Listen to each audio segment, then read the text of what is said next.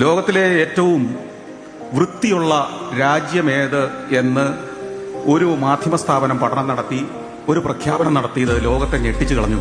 കഴിഞ്ഞ 2 വർഷത്തിന് മുമ്പ് ഏറ്റവും വൃത്തിയുള്ള ഒരു രാജ്യം ആഫ്രിക്കയിലെ പരമദരിദ്രമായ ഈ ഭൂപ്രദേശത്തുള്ള റുവാണ്ടയാണെന്നാണ് കണ്ടെത്തിയത്.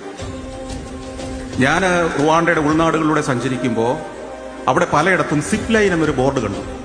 അപ്പൊ ഞാൻ വിചാരിച്ചത് നമ്മുടെ ഇവിടെ സിപ്പ് ലൈൻ എന്ന് പറഞ്ഞാൽ ഒരു മലമുകളിൽ നിന്നല്ല, ഒരു മരത്തിന്റെ മുകളിൽ നിന്ന് അടുത്ത മരത്തിന്റെ മുകളിലേക്ക് ഒരു കമ്പി കെട്ടി അതിൽ തൂങ്ങി പറന്നു പോകുന്ന പരിപാടിയാണല്ലോ.